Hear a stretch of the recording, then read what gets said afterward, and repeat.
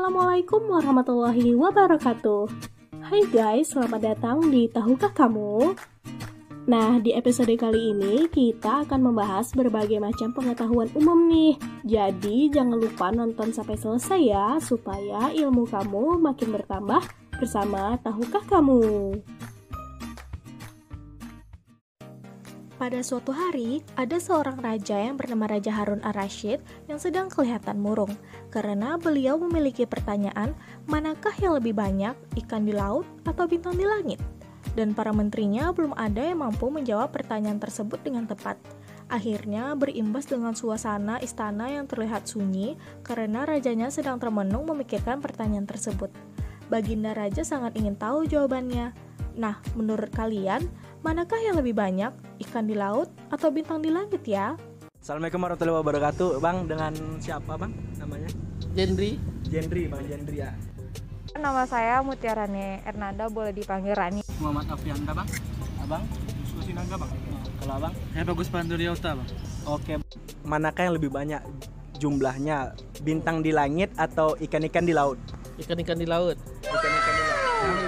Karena dipancing nggak bisa-habis. Oh, berarti jawabannya ikan-ikan di laut ya. Oke. Ini pertanyaannya gini ya. Kalau misalnya saya kan jarang nih lihat bintang yang segitu banyak di langit. Kalau menurut saya kayaknya lebih banyak ikan di laut sih. Ya karena itu tadi jarang lihat bintang yang segitu ramai di langit sih. Menurut saya bintang. Karena kalau bintang kan di bumi ini bang, jadi Duh, malu pulak aku. bisa dihitung. Kalau ikan kan masih di bumi, jadi masih bisa lah bang menurut saya. Oke. Yakin lah. Menurut abang? Beda lah. Gak tau lah bang, belum pernah ngitung banyaknya ikan sama bintang di langit bang, susah bang. Ngitung kita kan, tiba-tiba yang mana tadi ya nomor 8-nya gitu bang, susah bang, gak bisa bang. Oke. Nah abang? Kalau aku bintang di laut tuh.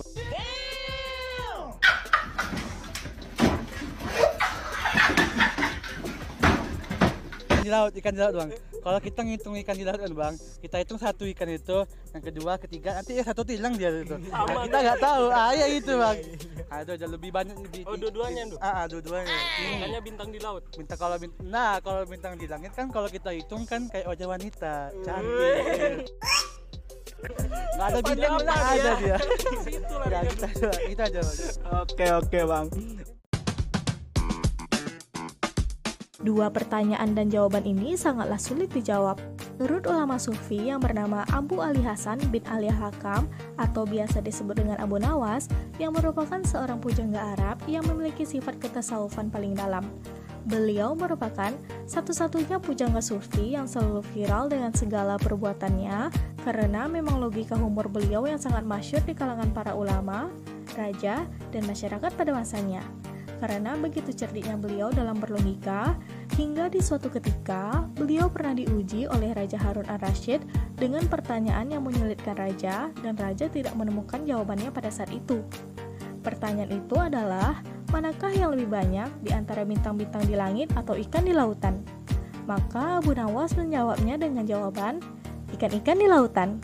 Karena bukankah kita semua tahu bahwa ikan-ikan itu setiap hari ditangkapi dalam jumlah besar, namun jumlah mereka tetap banyak, seolah-olah tidak pernah berkurang karena saking banyaknya. Sementara bintang-bintang itu tidak pernah rontok, jumlah mereka juga banyak. Seketika itu, rasa penasaran yang selama ini menghantui Baginda Raja pun langsung hilang. Baginda Raja pun memberi Abu Nawas dan istrinya uang yang cukup banyak atas jawaban tersebut. Guys, seperti yang kita tahu, bernapas adalah sebuah tanda kehidupan. Terlebih lagi bagi makhluk hidup yang mempunyai paru-paru. Proses bernapas dimulai dengan menghirup oksigen ke dalam paru-paru, kemudian terjadilah pertukaran gas di dalamnya. Paru-paru akan menangkap oksigen dan mengalirkannya ke seluruh tubuh dengan bantuan darah.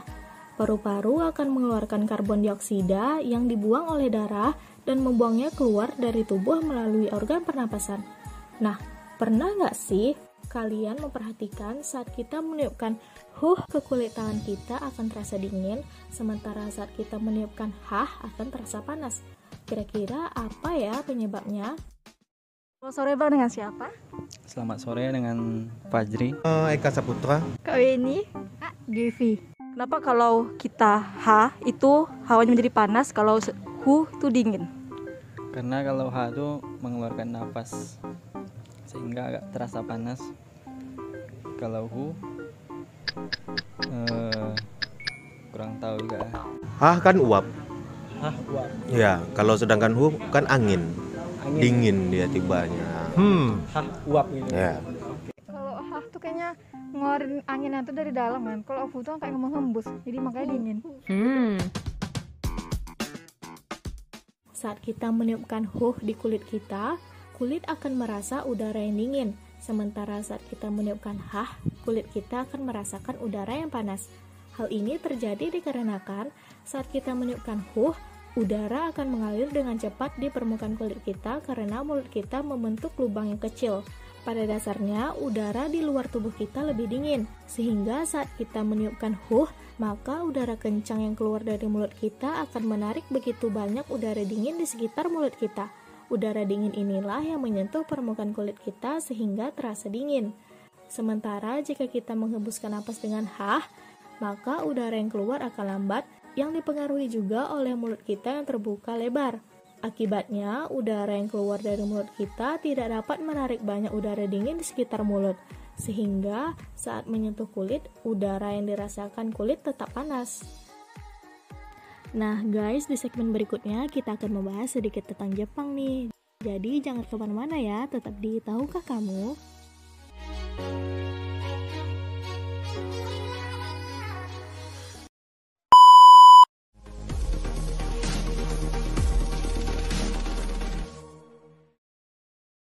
Di era global saat ini, banyak orang di berbagai negara dituntut untuk bisa berbahasa Inggris.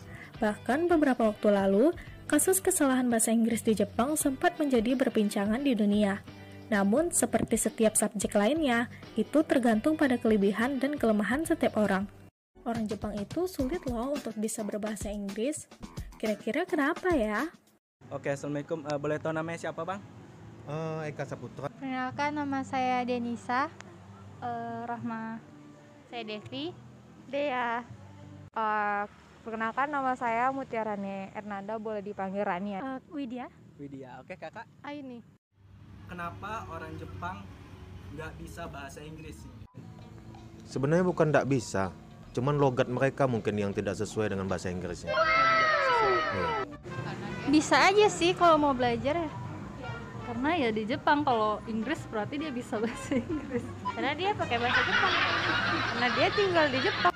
Ada sih yang bisa bahasa Inggris, cuman kan sama kayak kita orang Indonesia ya, emang bahasa ibu atau bahasa pertama itu kan bahasa Indonesia gitu kan. Mungkin orang Jepang juga bahasa dari awalnya juga bahasa Jepang gitu. Kalau diajarin bahasa Inggris ya bukan berarti mereka nggak bisa bahasa Inggris gitu. Bisa bahasa. Nggak tahu bang. Kalau Kakak sendiri? Nggak tahu bang. Kami juga nggak bisa. Oh, jadi sama juga nggak bisa bahasa Jepang, bahasa Inggris. Nah, tahukah kamu, orang Jepang itu sulit loh untuk bisa berbahasa Inggris? Kira-kira kenapa ya? Alasan yang pertama, karena pelajaran bahasa Inggris di sistem pendidikan Jepang itu hanya digunakan waktu ujian, jadi jarang digunakan kecuali muridnya inisiatif sendiri. Alasan yang kedua, bahasa Jepang itu penuh dengan wasai eigo, atau kata-kata bahasa Inggris yang diciptain sendiri sama Jepang. Hal ini dikarenakan suku kata dalam bahasa Jepang ini banyak yang tidak ada dalam bahasa Inggris. Jadi mereka nyiptain bahasa Inggris versi mereka sendiri deh. So, ketika orang Jepang ini pakai wasai eigo ketika ngobrol sama orang lain, yang nggak akan ngerti orang lain ini kecuali dipraktekin sama orang Jepangnya. Alasan yang ketiga, masyarakat Jepang itu merasa mereka nggak butuh bahasa Inggris. Karena pada faktanya, negara Jepang ini mempunyai ekonomi yang terbesar ketiga di dunia. Punya industri sendiri yang pakai bahasa Jepang semua. Dan bahkan yang diekspor pun juga pakai bahasa Jepang. Salah satu contoh dari wasai eigo yaitu Rimokon atau remote control. Guys, dalam berkendara menggunakan motor, maka salah satu kelengkapan yang kita butuhkan adalah helm. Helm sendiri memiliki bagian yang biasa kita sebut dengan kaca helm atau visor. Visor atau kaca helm merupakan kaca yang terbuat dari bahan plastik yang tidak mudah pecah atau patah bila jatuh atau dibengkokkan. Awal mulanya, kaca helm dibuat dengan menggunakan bahan akrilik yang sifatnya kaku dan gampang pecah bila jatuh atau terbentur. Seiring dengan munculnya SNI, maka material kaca harus diganti dengan bahan plastik yang layak dan lolos uji SNI. Biasanya kaca helm dibuat dari bahan polikarbonat yang berbahan lentur. Nah, tahukah kamu kenapa kalau kaca helm itu kacanya harus ditutup? Mereka dengan kakak siapa? Kak Weni, Kak Devi. Perkenalkan, nama saya Mutiarane Ernanda, boleh dipanggil Rani. Muhammad Alfianda bang. Abang? Joshua Sinaga bang. Kalau abang? Saya Bagus Panduryauta bang. Widya. Widya. Oke, kakak? Aini. Aini. Kenapa kalau pakai helm kacanya harus ditutup? Itu emang wajib ditutup kalau misalnya bawa ya, kalau nanti kena debu kan, sakit mata. Panas. Panas. Kalau saya enggak sih. Soalnya kalau ditutup kayak Nggak nampak. kaca helm saya buram gitu, jadi nggak ditutup. Tapi emang lebih nyamannya ditutup, soalnya kan biar debu nggak masuk juga ke mata, yang gitu lebih nyamannya gitu. Pakai helm tuh kenapa ditutup kacanya? Ya itu aja bang. Takutnya kayak debu masuk, terus katanya apa namanya tuh takut kelilipan. Nah, kan pelindung kaca itu kan namanya pelindung. Kaca itu kan pelindung untuk muka kita. Nah, walaupun kita pakai helm kan ada gunanya dua, pelindung kepala sama pelindung dengan wajah gitu. Gitu. Jadi manfaatnya ada dua helm tuh bang, bukan satu aja. Itu aja kok gitu gini. Menghindari debu. Debu. Ya ulat-ulat. Dan segala macamnya biar nggak masuk ke mata. Jawabannya, karena kaca helm atau visor berfungsi untuk melindungi kita dari debu. Selain menghindari dari debu, visor dapat membantu melindungi mata dari benda-benda lain. Misalnya ketika kita berkendara, bisa saja ada batu yang terlempar dari ban di belakang kendaraan di depan. Dan jika kaca ditutup, hal itu juga membuat pandangan kita menjadi lebih fokus karena mata tidak terkena angin. Kemudian, kaca helm juga membantu saat hujan, karena mencegah air masuk dan mengganggu pandangan. Jika air masuk, pengendara bisa kehilangan konsentrasi dan itu juga bisa jadi bahaya. Jadi bagi kalian yang berkendara menggunakan motor, jangan lupa menggunakan helm dan kacanya juga harus ditutup ya guys. Di segmen berikutnya kita akan membahas tentang jas dan blazer. Jadi tetap di Tahukah Kamu?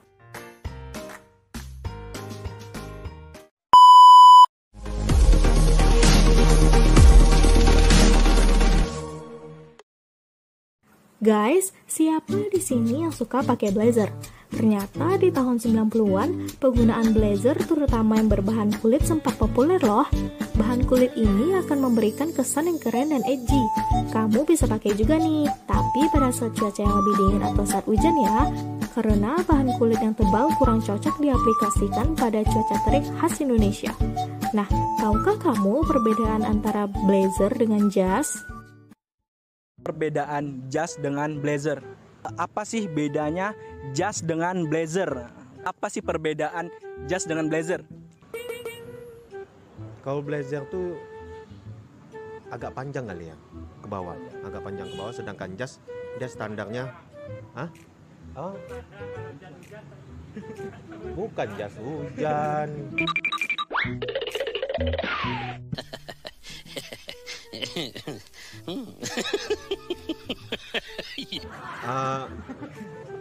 Nggak ada kawan, nggak ada akhlaknya kawan gitu.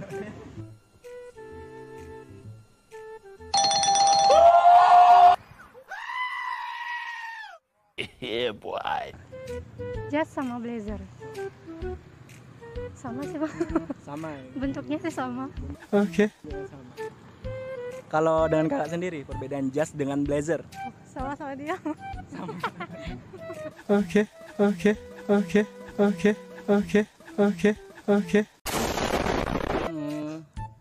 Apa ya? Nggak tahu bang apa. Just do it. Kalau jas itu standarnya mungkin lihat ukurannya beda dengan, sedangkan apa namanya, blazer tuh agak panjang, dia hampir ke lutut dia. Kalau abang? Kayaknya bahannya loh bang. Bahannya? Iya bahannya. Bahannya kalau jas itu lebih tebal kalau nggak salah ya bang, lebih kaku gitu ketimbang blazer. Itu aja sih bang. Oke. Abang sendiri? Kalau jas lebih apa namanya, lebih gagah dibandingkan blazer gitu kalau cara pakainya gitu, karena punya jas di rumah gitu. Oh my god. Wow. Iya, gitu kan. Lebih apa gitu, lebih gagah gitu kalau pakai jas gitu. Nah, gitu aja bedanya. Kalau blazer tuh lebih belum pernah pakai gitu aja. Ya, belum pernah pakai aja. Good job. Perbedaan dari jas dan blazer yang pertama adalah jas biasanya terbuat dari bahan yang lebih kaku dan lebih mahal, sedangkan bahan dari blazer cenderung lebih tipis dan lembut. Bahan yang biasa digunakan untuk membuat jas adalah wool, sedangkan untuk blazer tidak ada bahan yang khusus. Warna yang digunakan untuk jas cenderung warna-warna yang netral dan gelap, sedangkan blazer tidak memiliki warna yang khusus. Perbedaan selanjutnya adalah lengannya. Lengan dari jas memiliki 2 garis sambungan di sisi dalam dan luar. Selain itu, jas juga selalu menggunakan kancing dan manset di ujung lengannya. Blazer tidak memiliki keharusan untuk dipasangi cincin manset di ujungnya. Selain itu, sambungan lengan hanya satu di bagian dalam seperti kemeja pada umumnya. Perbedaan berikutnya adalah jas cenderung dibuat sepasang dengan celana dan digunakan untuk acara-acara yang lebih formal. Sementara blazer tidak memiliki pasangan celana sendiri dan sering dipadukan dengan celana jeans. Selain itu, blazer juga sering digunakan untuk acara-acara yang tidak terlalu formal. Nah, itu dia perbedaan dari jas dan blazer. Adu banteng biasanya digambarkan sebagai sebuah pertunjukan di mana matador akan mengayunkan kain merah di depan banteng. Banteng tersebut kemudian akan berlari ke arah jubah berwarna merah itu. Dari gerak-geriknya, sang binatang seolah marah. Sebagai orang awam, kita akan berpikir bahwa banteng sangat membenci warna merah. Namun, benarkah tanggapan itu? Oke, assalamualaikum warahmatullahi wabarakatuh. Boleh tahu namanya siapa, Kak? Widya. Widya. Oke, Kakak. Aini. Muhammad Alfianda, Bang. Abang? Joshua Sinaga, Bang. Kalau Abang? Saya Bagus Panduryauta, Bang. Nama saya Mutiarane Ernanda, boleh dipanggil Rani aja. Kakak, nama saya Denisa. Rahma. Saya Devi. Dea. Dengan Fajri. Merah. Menurut Kakak, apakah banteng benar-benar membenci warna merah? Karena kalau merah kan simbol amarah. Enggak sih, dia nggak benci warna merah. Kayaknya cuma karena diganggu gitu aja. Kan dikibar-kibarkan gitu, jadi agak gimana gitu. Menurut saya iya. Karena lihat di TV sih warna merah tuh memang suka banteng tuh mengejar warna merah gitu. Itu, Bang. Merah. Nggak membenci warna merah kayaknya, Bang. Dia membenci yang itu, Bang. Gara-gara dia itu, Bang. Di kipas-kipasnya tuh ya. Makanya bantengnya ngejar, Bang. Kalau nggak digitu kan mungkin nggak ngejar dia. Oke, kalau menurut pendapat Abang? Gimana banteng itu bukan nggak suka, dia tuh suka warna merah dia, Bang. Semakin jauh merah semakin dekat ya, Bang. Kayak laki-laki ngejar wanita gitu. Ya kan, semakin jauh semakin dikejar ya, Bang. Ku kejar, semakin kau jauh, tak pernah lebih untuk dapatkanmu. Makanya banteng itu nggak pernah ngejar tuh bukan karena nggak suka, karena dia tuh pengen dekati warna merah gitu. Kalau misalnya sejauh yang saya tahu emang gitu sih. Banteng tuh emang bukan benci ya, itu namanya kayak marah gitu ya sama warna merah. Setahu saya gitu. Kurang tahu sih. Kurang tahu. Enggak. Kenapa? Kayaknya yang buat yang bilang banteng merah takut sama merah. Apa? Takut warna merah. Iya, merah tuh dari apa kita sendiri aja nggak sih? Dari persepsi orang-orang. Banteng nggak takut warna merah, cuma dia benci sama kain yang digoyang-goyangkan. Yang mancing-mancing dia supaya apa gitu kan. Sepertinya iya benci. Dilansir dari Life Science, sebenarnya banteng, sapi jantan, dan sapi lainnya tidak takut dengan warna merah. Karena mereka buta warna sehingga mereka tidak mengetahui warna tersebut termasuk warna merah. Saat adu banteng dilakukan dengan seorang matador, banteng kemungkinan tidak terganggu oleh warna merah, tapi gerakan jubah sang matador yang dipakai untuk mencabuk. Pada tahun 2007 dilakukan penelitian di mana Discovery Channel Mythbuster menguji banteng langsung pada warna dan gerakan dalam 3 percobaan. Pertama, menaruh 3 bendera berwarna merah, biru, dan putih di kandang banteng. Ternyata banteng memiliki reaksi yang sama terhadap ketiga warna pada bendera. Selanjutnya, menempatkan 3 boneka yang mengenakan warna merah, biru, dan putih. Hasilnya banteng tetap menyerang ketiganya tanpa diskriminasi. kemudian menempatkan orang hidup berpakaian merah. Orang itu diam, sementara 2 orang koboi tidak berbaju merah bergerak. Hasilnya, banteng mengejar koboi yang bergerak dan meninggalkan orang yang berpakaian merah. Jadi, seekor banteng tidak bisa melihat warna merah, tetapi ia bereaksi terhadap gerakan. Pandangan terhadap warna adalah subjek yang menipu. Gimana guys, seru kan episode kali ini? Besok masih ada berbagai pengetahuan yang akan kita bagikan untuk kamu loh. Jadi, jangan lupa untuk terus saksikan Tahukah Kamu setiap Senin sampai Rabu pukul 10 waktu Indonesia Barat di channel Pribumi TV supaya ilmu kamu makin bertambah. See you guys. Wassalamualaikum warahmatullahi wabarakatuh.